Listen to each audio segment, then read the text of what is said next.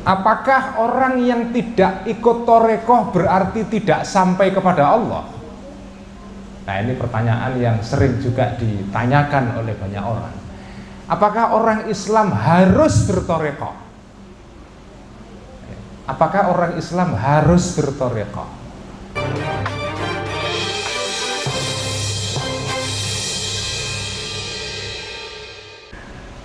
Acara Jatman, dan Jatman ini adalah Jam'iyah At-Thariqah Al-Mu'tabarah An-Nahdhiyah. Jatman ini dulu salah satu pendirinya adalah para kiai-kiai pengikut Thariqah Naqsyabandiyah, Qadiriyah Naqsyabandiyah, atau disebut terkenal dengan TQN, Thariqah Qadiriyah Naqsyabandiyah. Salah satu tokohnya dulu adalah Kiai Muslih Meranggen. Kiai Muslih Meranggen itu adalah salah satu pendiri dari Jatman ini. Ada sosok lain yang juga penting dalam sejarah Jatman ini, yaitu Kiai Baidhawi Lasem. Kiai Baidhawi ini dulu kalau di Lasem dikenal sebagai kiai yang menjadi jurinya torekot. Jadi kalau ada torekot yang macam-macam, itu jurinya adalah Kiai Baidhawi Lasem. Nah, Kiai Baidhawi ini juga termasuk tokoh yang dulu menjadi pendiri pertama dari Jam'iyah At-Thariqah An-Nahdhiyah Al-Mu'tabarah ini. Kenapa disebut dengan Jam'iyah Thariqah An-Nahdhiyah Al-Mu'tabarah? Yaitu persatuan torekot di dalam lingkungan warga Nahdlatul Ulama yang mu'tabaroh. Mu'tabaroh artinya diakui. Kalau sekolahan gitu ya, ada akreditasinya, diakui. Karena tidak semua jalan itu diakui. Ada jalan yang diakui, ada jalan yang tidak diakui. Nah, thariqah di dalam Jam'iyah Nahdhiyah Mu'tabarah ini adalah thariqah jalan yang diakui. Tentu saja diakui di dalam parameter atau kaidah-kaidah Ahlus Sunnah wal Jamaah ala NU. Karena ada thariqah-thariqah yang di luar NU. Ada thariqah-thariqah yang di luar NU. Jadi ini yang tergabung di dalam Jam'iyah Thariqah An-Nahdhiyah Al-Mu'tabarah ini adalah thariqah-thariqah yang sudah diseleksi, sudah dipilih, sudah diteliti, dan penelitiannya bukan sekedar penelitian ala orang-orang kampus akademis, bukan. Penelitian berdasarkan ilmu thariqah. Jadi penelitiannya tidak sekedar hanya penelitian ala mahasiswa, ala para dosen, tetapi ini thariqah yang sudah diuji oleh orang-orang di dalam lingkungan ulama Nahdlatul Ulama yang sudah teruji secara rohani, secara spiritual, menjadi jalan yang bisa membawa seseorang kepada Allah Subhanahu wa Ta'ala. Apakah orang yang tidak ikut thariqah berarti tidak sampai kepada Allah? Nah, ini pertanyaan yang sering juga ditanyakan oleh banyak orang. Apakah orang Islam harus berthariqah? Apakah orang Islam harus berthariqah? Saya sendiri ini datang dari keluarga campuran, Gus Malik, ya, Gus Solah. Ayah saya sendiri dan kakek saya dari pihak ibu dari kota Pati sana, Jawa Tengah, di Pantura. Ayah saya sendiri dan kakek saya sendiri itu tidak berthariqah. Kakek saya mengatakan thariqah saya itu adalah ya mengamalkan syariat, ngajar santri, ngajar kitab-kitab, menjalankan madhab Syafi'i secara konsisten, itulah thariqah saya. Itu kata kakek saya, Ki Muhammadun Pondoan Padi, Jawa Tengah. Tetapi kakek saya dari pihak ayah itu pengikut thariqah, yaitu Ki Abdullah Salam dari Padi. Itu pengikut thariqah. Dari pihak istri saya dari Rembang, yaitu Kiai Bishri Mustafa, ayahandanya Gus Mus, itu bukan keluarga Torekoh. Jadi keluarga Mbah Bisri itu setahu saya tidak ada yang zohirnya bertorekoh. Tetapi kiai-kiai Rembang yang lain, Kiai Hafidh itu salah satu pendiri juga Jamiyah Torekoh Mu'tabaroh Jatman, beliau torekoh. Jadi kiai-kiai kita ini ada dua madhab. Ada kiai yang bertorekoh, ada yang tidak bertorekoh. Jadi torekoh ini tidak wajib. Jenengan bisa ikut torekoh, bisa tidak.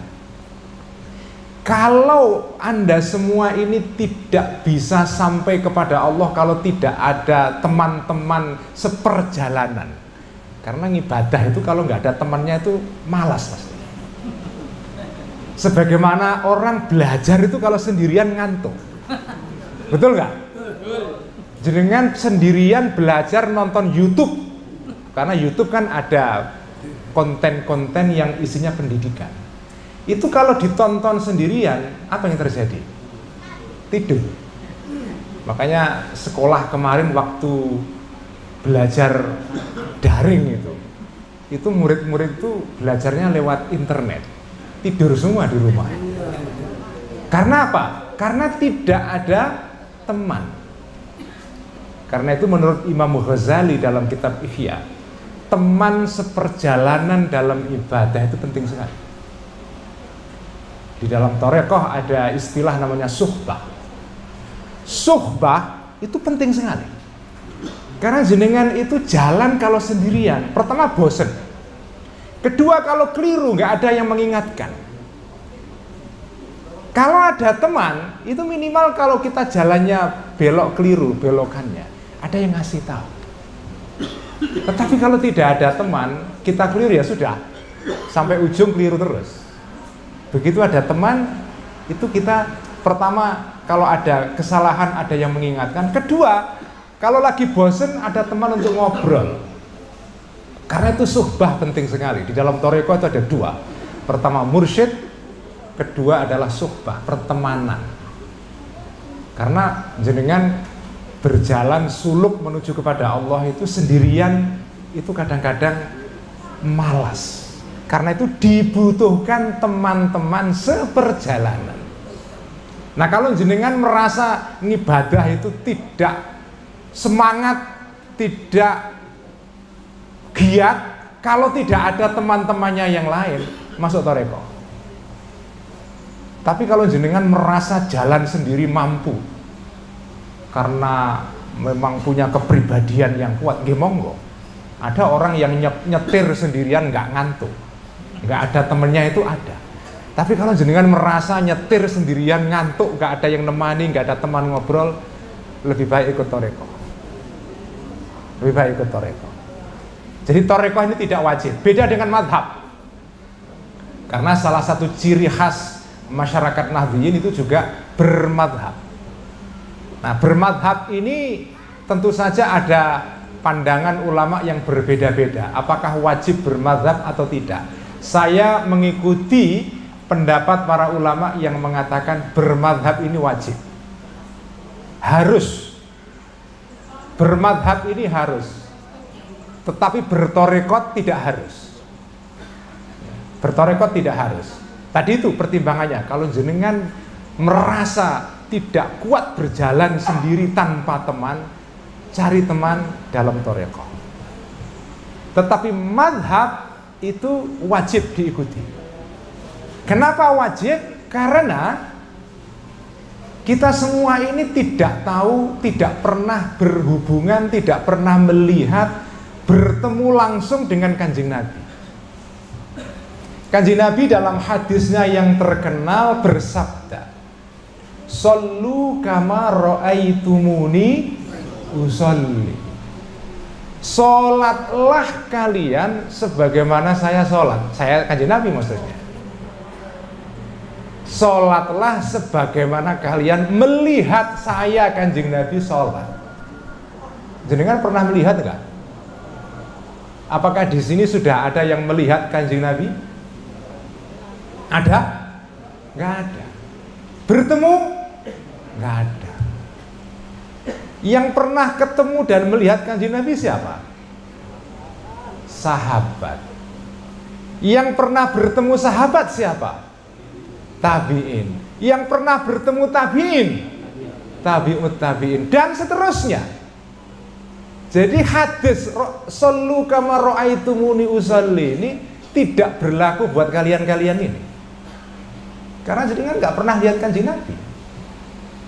Jenengan itu melihat ulama yang pernah melihat ulama sebelumnya, yang ulama sebelumnya ini melihat ulama sebelumnya, terus menerus sampai atas, sampai melihat para tabi'ut tabi'in, para tabi'in dan sahabat dan Kanjeng Nabi.